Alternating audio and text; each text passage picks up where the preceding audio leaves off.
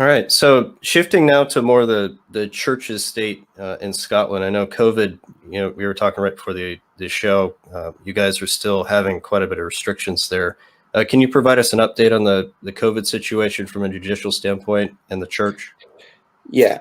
Okay. So I'll try to kind of be brief and then get to kind of some of the main updates, because I suppose for people who've not been in the UK, some of what's been happening in the UK has been similar to places like America, but there have been some differences. So obviously, just briefly, in terms of last year, there was the initial lockdown that came in the spring, and I mean, for our church, we were in a rented premises, so we were told, well, you can't keep meeting there, so we were online for a season. But I mean, the very principle in place there of quarantining people who were well was already something that seemed biblically incompatible. And also with regards to role of government, we were looking to be very clear in terms of, well, what is the role of government, and what's the role, the authority of the local church. So these were already things that we were kind of talking about and focusing on last year. And things began to become more about individual nations within the UK at the end of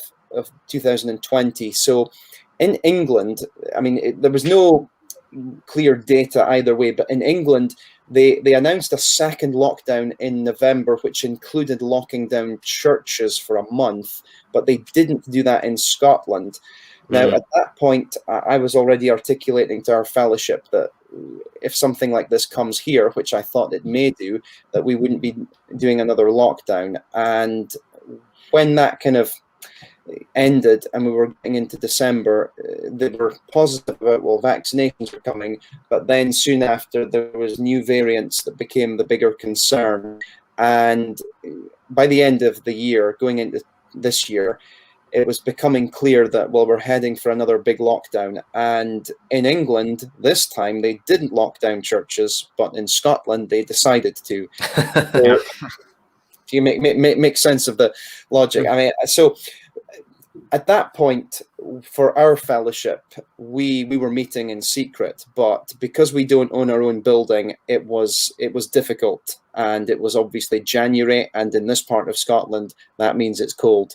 So it wasn't easy. I mean, we've done outdoor services. We've obviously done indoor in secret locations, this type of thing. So that's where we were in January. But as well as being clear as a fellowship, a few things were also going on. So I felt it was important, given the fact that most church leaders, even within evangelical circles in Scotland, were saying nothing, and some were even agreeing with what the government were doing. I felt it was important that, well, this needs to be challenged, because I thought to myself, even from a legal point of view, the government are doing something that they're not supposed to be doing here by making it illegal to worship. So I discussed with another minister, and he and I and a few others, we put together a letter that was signed by a few hundred leaders in the UK to the Scottish government, just basically stating that this was not acceptable, please change this decision. So we did that in January, and it was partly to make a statement to the government, but also to the churches, that the church's voice needs to be heard, that the worship matters, because we're beginning to get to a stage in January where, I mean, I was looking around and thinking, does nobody see that this is a problem? That the gathering of the Lord's people is being consigned and resigned to some online function. So that was an increasing concern. So in addition to this, I was very thankful to see that a kind of ministry organization called Christian Concern were keen to support a number of leaders, myself included, which was to basically request a judicial review of the legislation that had been passed. So this was to challenge the government's decision to make it illegal to worship. And a number of things took place, and this lockdown continued all the way into March. And then when we got into March, we got to the stage where we got a date for the judicial review. Now, I think at that point, the government were thinking, well, the cases, the deaths, all this type of stuff, numbers are decreasing, so it's no big deal. We've done the lockdown, that's fine. But it was all the more important for us to maintain this challenge, because we wanted to see, even on a legal basis, is this legitimate? And by God's grace, it was so overwhelming that the government did not know its own legislation, that the impartial judge ruled in the church's favor, and we were victorious. And the judge ruled that churches had to be open straight away. Now, Wow. I'm not going to get into the whole Romans 13 thing here, but one question I did raise following that was, for all the church leaders who'd been advocating for Romans 13 in obedience and compliance to the government, it then became very difficult to do that if the government itself don't know the law. I mean, we are in a country in Scotland where our history is, our Christian heritage is built on people who were literally shedding blood for protecting and upholding our freedoms to worship. And the very least that I and others could do was to maintain fighting for that when the Scottish government couldn't provide the data. That was proved in terms of the severity of COVID in church contexts, and they clearly didn't understand worship. They were redefining worship, saying, you can do it online and we're going to tell you that. And this was the voice of a minority, but it was still the voice of the Church of Jesus Christ saying no. And God was gracious. We were really crying out, as when we've been working through the book of Habakkuk, in wrath remember mercy, and the Lord has been merciful in a nation where the church has become increasingly apostate. But I am thankful to other brothers in churches that were upholding and standing on the truth and the convictions of God's word. And it did have an impact. Certainly a number of church leaders remained silent in Scotland, but I know that even churches and big kind of countries of churches around the world were looking at this result and seeing it as a positive victory. It wasn't that, from my perspective, we need the government's permission to worship God, but it was still important to make a statement in this nation, which just couldn't make sense, that the church was getting a victory like this, that, well, the church is not going to lie down to everything this government is going to say, especially when it comes to something as important as this. One other just brief thing to say in the context of our church, and this I think is really relevant in Western Christianity. Every one of us, when we were contemplating what it meant and looked like to be effectively defying the government, that was a challenge that I think most Christians in the Western world have never experienced in our lifetimes. And though, I mean, the risk was not, I mean, it just was barely comparable to any serious persecution that Christians have faced in other parts of the world, but it was just the beginning of a test. And when you pray for persecuted Christians in the other parts of the world with a nice cup of cocoa and a blanket, that's one thing. But when you're actually just beginning to reconcile that issue, this was something that the members of our church had to face. And we had different levels of struggle. Some were up for the start with, some had to really pray and discuss and think. And it was such a blessing that by the time we got to March, we were all gathering to worship God, all of the members of our church, having gone through a really tough time. Had we just said, well, we'll go online again, we won't want to rock the boat, we wouldn't have gone through that. We wouldn't have been benefited and blessed from the challenge that brought to us. And I think it really strengthened, united, and galvanized us in a way that wouldn't have happened otherwise. You know, brother, that's a great point about in terms of how the government regulates the church. When the government says you can't meet, they are actually telling you how you can worship God. And at that point, they have overstepped their bound, because that is governed by Scripture. That is in the church's realm. Government doesn't have the authority to tell us how we can and cannot worship. Yeah. So you sort of were talking about this a little bit already, but during that time, how was church life for the church, meeting in secret? How did that affect people?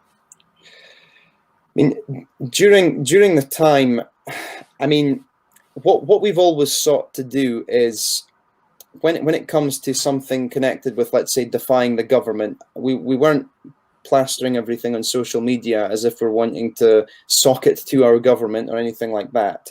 I mean, we were clear in terms of what we believe the Bible teaches. And we also wanted to be wise in our approach. So, for example, with some of the kind of government mandates and legislation that have been put in place, even when it comes to the ban on worship, there were still kind of aspects of wiggle room that we looked to utilize. So, for example, we were still making the service that we were meeting in secret available to those who weren't able to attend for whatever reason. So we were providing this online offering, which was permitted. So, I guess it was a case of, well, we want to be wise in how we approach this situation. I know that some churches were even more, not in Scotland, I know of, but in other parts, they were more direct in just making an open statement. We're defying the government. And I understand why churches took that approach.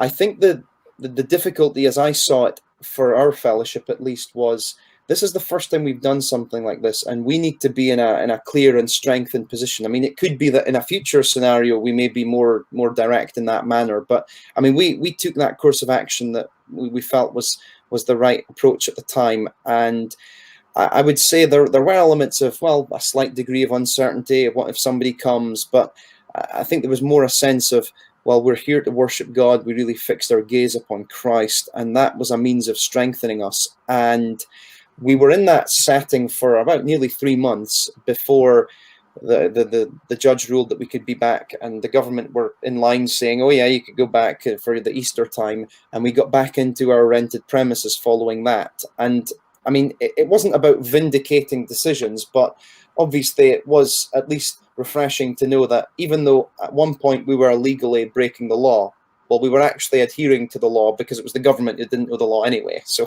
just to make sense of that, but yeah. And how has that led? I know that you guys have advertised possible the building of a new building, church building. Yeah, so I mean, so much has happened since we started meeting again in our rented premises. I mean, our numbers have literally doubled in the past 3 months, which has been quite incredible.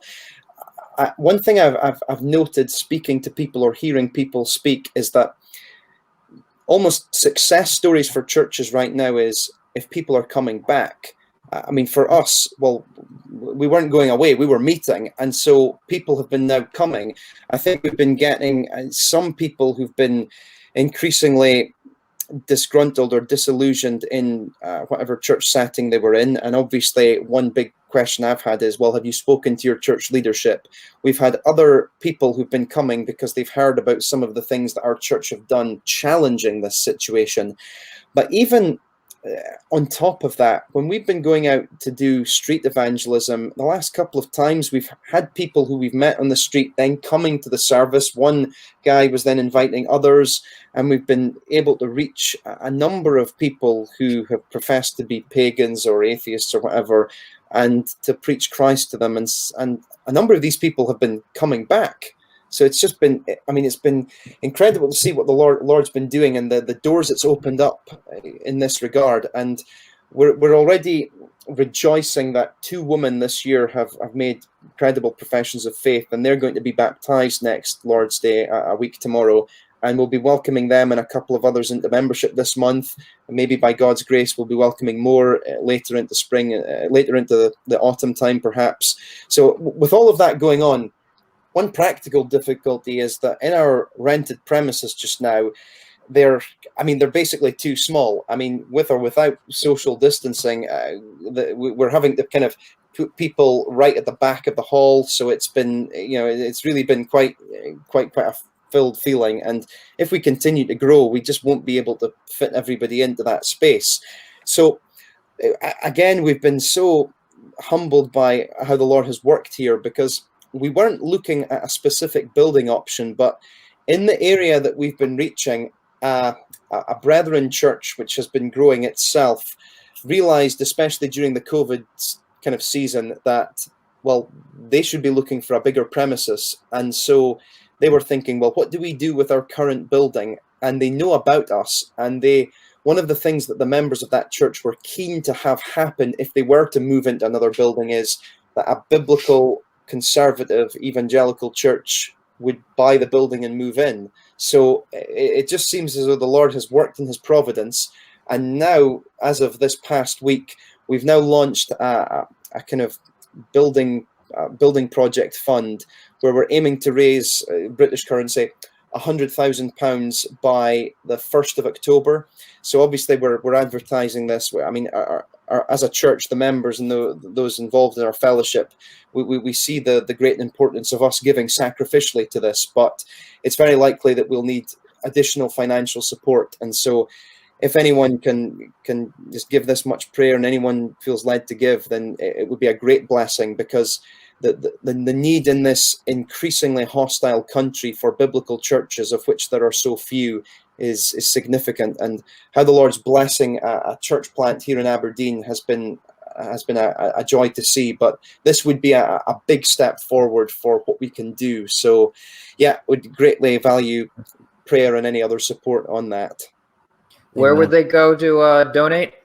So we've got a church website. It's called graceaberdeen.org, and you could / building - fund. But if you go into graceaberdeen.org, you can see it on the homepage or at the top of the menu if you find building fund, and then there's a link where you can donate. There's also a promotional video that we've put together just to give a bit more explanation and just some images of the building itself. Excellent. Those are, it is really neat to see how we've had similar effects from COVID, where it seems like the church is growing more in spite of restrictions and in spite of, the world's opposition to the church. We've had people come to our church whose church closed down and they don't have anywhere to worship, and they just start bleeding in and then they stay. Yeah. So it's really neat to see how the Lord works in his church in that way, in spite of men's desires to suppress it. Or in this case, because of their desire. Yeah, Although, because of their desire, yeah. I will say a lot of it was because even though the restrictions actually ended, a lot of churches just of their own volition remain closed. So a lot of people just came into our fellowship that way. Yeah, it's been that's been a big issue here. I mean, even the 2 times I've been on holiday, which has just been in Scotland, I've seen.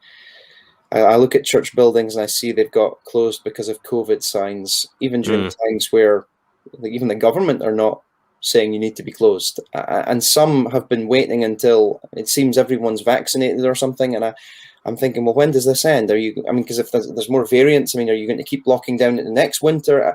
And it's just been, it's just highlighted a lot of issues in terms of the life, state, and health of the church, and I've greatly lamented and cried over that.